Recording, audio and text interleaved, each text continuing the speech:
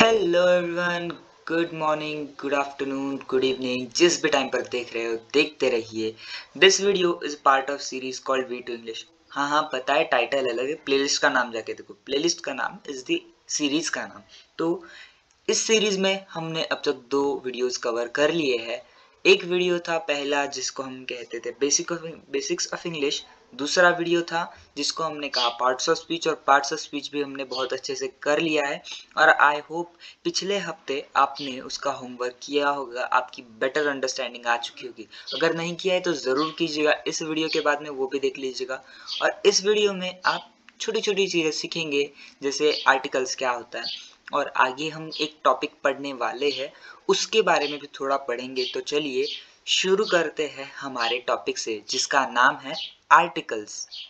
तो आर्टिकल्स क्या होते हैं? आर्टिकल्स एकदम सिंपल भाषा में, ये देखिए पिंक वाला ए एन और ये द, इन 3 अक्षरों को हम आर्टिकल्स बोलते हैं। ऐसा क्यों? भाई ग्रामर है, देख लीजिएगा। जैसे अब शुरू करते हैं इसे कि आर्टिकल्स कौन से कैसे यूज होते हैं और उनके कौन से टाइप्स होते हैं, उनका यूज कहाँ करना चाहिए, एटसेट्रा। एकदम सरल भाषा में एकदम अच्छे से आपके सामने प्रेजेंट किया हुआ है। तो देखते हैं फर्स्ट टाइप इंडेफिनाइट आर्टिकल, और फिर आता है second type definite article. Definite बोल सकते हैं, डेफिनेट बोल सकते हैं, आपकी मर्जी, प्रोनाउंसिएशन वेरी करता है। तो इनके लिए एकदम एक सिंपल सा पहले ऊपर एक्सप्लेनेशन दिया है, फिर बाद में नीचे फिर से दिया है। तो देखिएगा, the thing is unknown to speaker and listener. तो ए और एन का यूज कब करते हैं? जब जो चीज के बारे में बात की जा रही है। क्या कहा मैंने? जब जिस चीज के बारे में बात की जा रही है उसके बारे में ना स्पीकर या लिसनर में से किसी एक को नहीं पता, या फिर दोनों को नहीं पता। और डेफिनेट आर्टिकल स्पीकर और लिसनर को पता है कि वो चीज क्या है, कौन सी चीज के बारे में बात कर रहे हैं। हाँ पता है, अभी भी थोड़ा सा आपको जंबली है। ये तो सिर्फ एक ओवरव्यू था। अब नीचे देखते हैं इनका यूज कहाँ कैसे करना चाहिए। तो देखते हैं इनडेफिनाइट आर्टिकल में। तो इनडेफिनाइट और डेफिनाइट यानी ये अपोजिट है, ये एंटोनिम्स बन गए, तो ये याद रख देना। तो हाउ टू यूज, इसका इस्तेमाल कैसे करना है? तो सिंपल है। ये देखिए एक छोटा सा टेबल बना है। अगर एक इस शब्द पर जोर डालना हो तो हमें यूज ए और एन करना चाहिए। अब जोर डालना इसका मतलब बहुत एकदम से अंदर से जब पढ़ेंगे तो उसको बहुत जोर से ए ऐसे पढ़ना, उसे जोर डालना नहीं कहते हैं। जोर डालना यानी उस शब्द का महत्व बढ़ाना, उसे हम कहते हैं जोर देना शब्द पर। तो देखते हैं तब क्या यूज करना है हमको। तब हमको ए और एन यूज करना है। आई होप आपको ये क्लियर है कि जब शब्द पर जोर देना है तो हम यूज करेंगे ए और एन। हाँ, लेकिन वैसा नहीं है तो सिंपली हमको वन यूज करना है, क्योंकि आपको पता है कि वन और अ का मतलब एक होता है, तो एन का भी मतलब वही है, लेकिन यहाँ पर उसका मतलब अगर हमको जोर देना है तो हम ए और एन यूज करेंगे। अगर ऐसा नहीं, बस नॉर्मली बोलना है, तो हम वन बोलेंगे। आई होप आपको ये पॉइंट क्लियर है। ना भी हो तो आपके लिए कमेंट सेक्शन खुला ही है, आ जाइए पूछ लीजिएगा। तो देखते हैं सेकंड वाला पॉइंट कि ए कब यूज करना है, एन कब यूज करना है। बहुत ही इजी लैंग्वेज में, तो जब वर्ड की शुरुआत स्वर से हो तो हमको एन यूज करना है।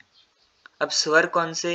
इंग्लिश वाले स्वर कौन से है? अब याद रखिएगा, ए, ई, आई, ओ और यू। लेकिन ए ई आई ओ यू की तरह नहीं, हमको हिंदी वाले स्वर, स्वर को इंग्लिश में वॉवेल्स कहते हैं, वॉवेल। तो याद रखिएगा।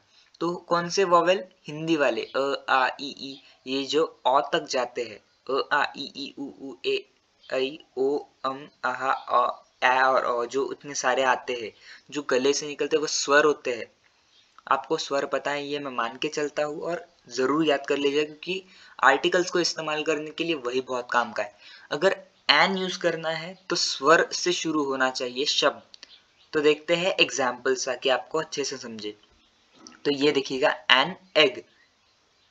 ये मैटर नहीं करता कि शब्द की स्पेलिंग इंग्लिश वाले वॉवेल से हो रही है, क्या उसका जो उच्चार है, हम कहते हैं उसे प्रोनाउंसिएशन है, जब हम कहते हैं तो वो हमारे गले से स्वर की तरह निकल रहा है पहला शब्द, हाँ, तो फिर उसको हम एन यूज करेंगे। तो देखते हैं एन एग, ए ये शब्द स्वर है इसलिए एन एग आया है। अब यहाँ पे देखते हैं एमए का फुल फॉर्म होता है मास्टर्स ऑफ आर्ट्स या मास्टर्स आर्ट, तो वो होता है। तो उस केस में ऐसी बात है कि यहाँ हमने शॉर्ट फॉर्म यूज किया और शॉर्ट फॉर्म को हम एम ए कहते हैं। तो एम की शुरुआत ए से होती है, आप लिखते हैं तो ए म ऐसे लिखते हैं एम, तो इसीलिए यहाँ पे एन एम ए ग्रेजुएट, मतलब ग्रेजुएट मतलब आपको पता ही है, एम ए का मैंने बता दिया है तो याद रखिएगा। तो अगर ऐसे शॉर्ट फॉर्म है और अगर इसकी शुरुआत एक लेटर से हो रही है और उस लेटर का जो स्टार्टिंग का वर्ड आता है वो है स्वर, तो हमको एन यूज करना है। और यहाँ पर देखिएगा मैंने कहा था कि यहाँ पे स्पेलिंग देखिएगा, एन ऑनेस्ट पर्सन। अभी एच से शुरू हुए, एच तो इंग्लिश वाला कोई वॉवेल है नहीं, तो फिर ऐसा हुआ कैसे? तो सिंपली मैंने आपको क्या कहा था कि स्वर को बोलते वक्त देखना है।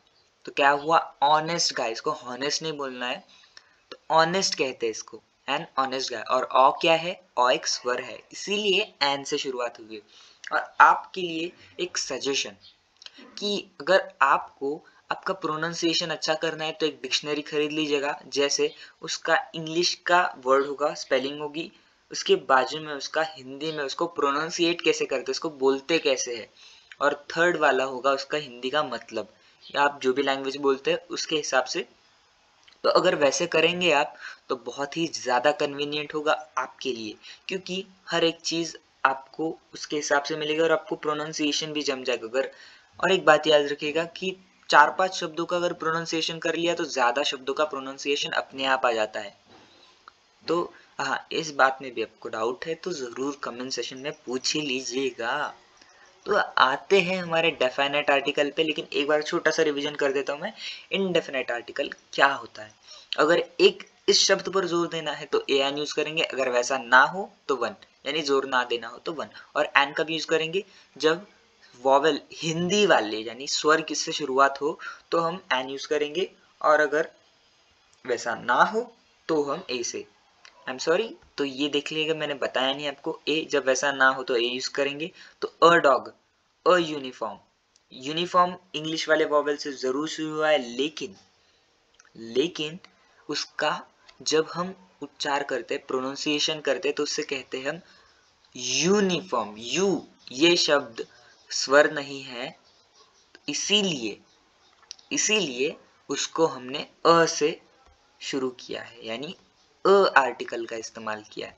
तो देखते हैं इनडेफिनाइट आर्टिकल्स, आर्टिकल्स नहीं क्योंकि एक ही तो है, तो द। तो देखते हैं द को, आपने सुना होगा द और दी ये अलग अलग कहते हैं, और बहुत सारे लोगों को इसमें बहुत डाउट होगा, तो इसका बहुत ही सिंपल सा एक्सप्लेनेशन है कि द कभी द या दी, तो तब कब इस्तेमाल करना है, जब ए जैसा का मतलब वापस यहाँ आते, जब वर्ड की शुरुआत स्वर से हो तो हम उसे द कहेंगे, अगर वो डेफिनेट आर्टिकल की कैटेगरी में आता है। यहाँ पर ये जो आप देख पा रहे होंगे नीचे एरो पर, तो इस पर जो आएगा उसके लिए हम द यूज करेंगे। और दी कब करना है, जब एन जैसा हो, याद है? आई एम सॉरी, मेरे से छोटी सी गलती हो गई है। दी ये एन वाले केस में था, जब वर्ड की शुरुआत स्वर से हो, और द जब ना हो। तो देखते हैं हाउ टू यूज। एक बार यहाँ पर वर्ड का भी मतलब देख लीजिएगा, डेफिनेट एग्जैक्ट यहाँ पर जो मतलब बन रहा है, आप ऐसे वर्ड के मतलब अपने आप से बना सकते हैं, कोशिश कीजिएगा और फिर बाद में डिक्शनरी में देखिएगा, ताकि आपका इंटरप्रिटेशन स्किल बढ़ जाए। तो फर्स्ट वाला पॉइंट हाउ टू यूज में देखते हैं कि डेफिनेट आर्टिकल यानी द कैसे इस्तेमाल करना है। When the words are about a specific thing, मतलब जब कोई स्पेसिफिक थिंग के बारे में बताया जा रहा है, मतलब, तो देखते हैं एग्जाम्पल आपको ज्यादा अच्छे से समझेगा। आप और मेरा कॉन्वर्सेशन चल रहा है, हम दोनों बैठे हुए हैं, और एग्जाम्पल देखिए, मैंने आपसे कहा प्लीज ओपन द डोर, मतलब दरवाजा खोल देना। तो आपको पता है दरवाजा कौन सा है, मुझे पता है दरवाजा कौन सा, वो घर में वो जो सामने वाला दरवाजा है जहां से हवा आती है, वही वाला दरवाजा खोलना है। घर में कितने ही दरवाजे होंगे, आपको भी पता है मुझे भी पता है, स्पेसिफिक है। द डोर इसीलिए बोला है क्योंकि आपको भी पता है दरवाज़ा कौन सा है, मुझे भी पता है दरवाज़ा कौन सा है। तो आई होप आपको ये क्लियर हो चुका होगा। और ऐसे ही अगर मैंने कहा have you eaten the apple, तो ऐसा हो सकता है कि हमको पता है कि कौन सा वाला एप्पल, जो एप्पल हमने कल दिया था या परसों दिया था, कोई भी वो एप्पल खाएगा, मतलब वही एप्पल, द एप्पल। तो देखते हैं सेकंड वाला पॉइंट।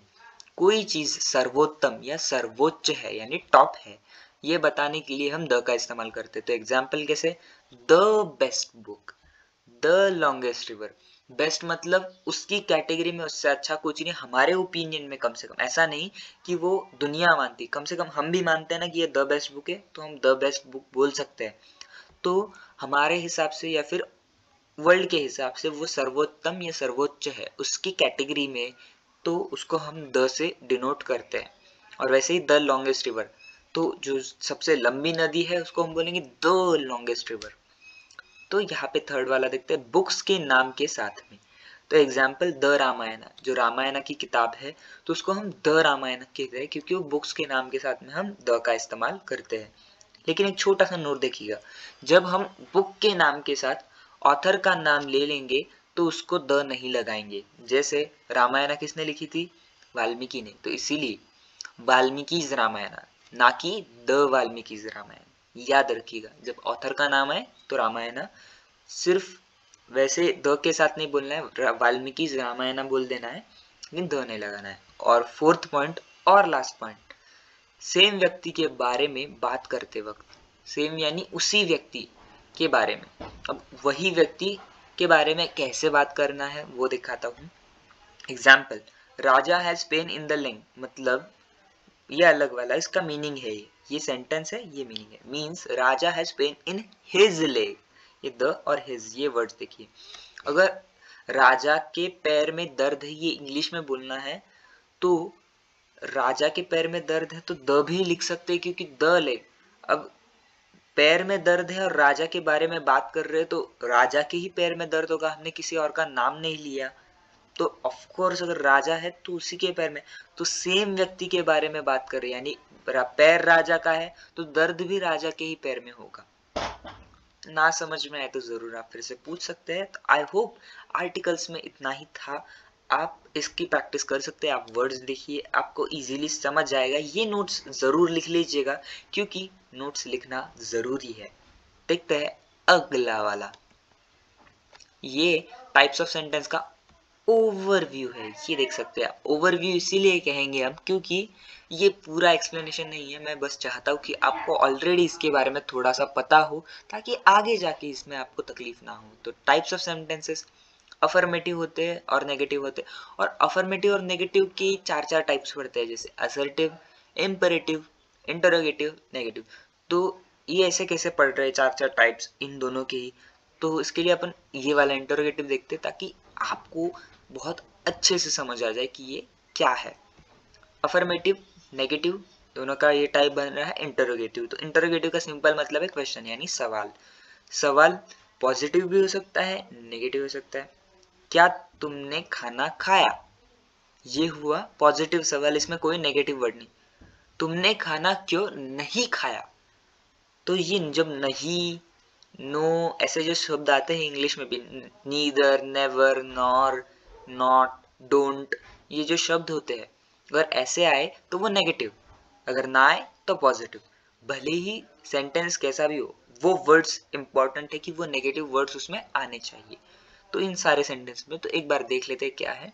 असर्टिव सेंटेंस स्टेटमेंट या फैक्ट बताता है, मतलब जो चीज है वो है, अब क्या ही कर सकते। तो ऐसी चीजों के लिए हम असर्टिव सेंटेंस बोलेंगे। इंपेरेटिव में क्या होता है, ऑर्डर, रिक्वेस्ट, सजेशन या एडवाइस, ये हो सकता है। मतलब किसी को ऑर्डर दिया, हाँ दरवाजा खोल, यार प्लीज दरवाजा खोलो, यार तुम दरवाजा खोल सकते हो क्या, अगर ऐसा बोला तो इसमें ये क्या हुआ, हमने किसी से कुछ मांगा है, किसी को बोला है ये कुछ कर, या फिर करने की सलाह दी है यानी एडवाइस दी है। तो इसको हम इंपेरेटिव सेंटेंस में डालेंगे। इंटरोगेटिव आपको भी पता ही चल चुका है कि सिंपली सवाल, हाँ या ना में जवाब देने वाला सवाल यानी वर्बल। रेटोरिकल यानी वो WH क्वेश्चंस वाले, तुम कहाँ थे, तुम वहां क्यों गए थे, ऐसे सवाल, तो जिसमें एक्सप्लेनेशन लग रहा है वो रेटोरिकल। और फाइनली एक्सक्लेमेटरी, जो सेंटेंस इस सिंबल से खत्म होते हैं इसको बोलते हैं एक्सक्लेमेटरी सिंबल, तो उनको बोलेंगे हम एक्सक्लेमेटरी सेंटेंस। तो ये था एक छोटा सा overview. Thank you for being in this video. अगले वीडियो के लिए तैयार रहिएगा, इसकी प्रैक्टिस हफ्ते भर कीजिएगा। पिछले हफ्ते जो हमने पार्ट्स ऑफ स्पीच सीखा है वो ज़रूर कीजिएगा, क्योंकि वो बहुत इंपॉर्टेंट पार्ट है। उसी के बेसिस पे अगला वीडियो आने वाला है।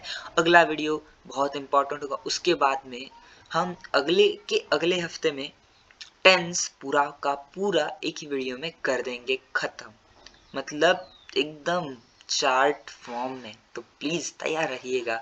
Thank you for being in this video again. Bye bye, मिलते हैं अगले हफ्ते।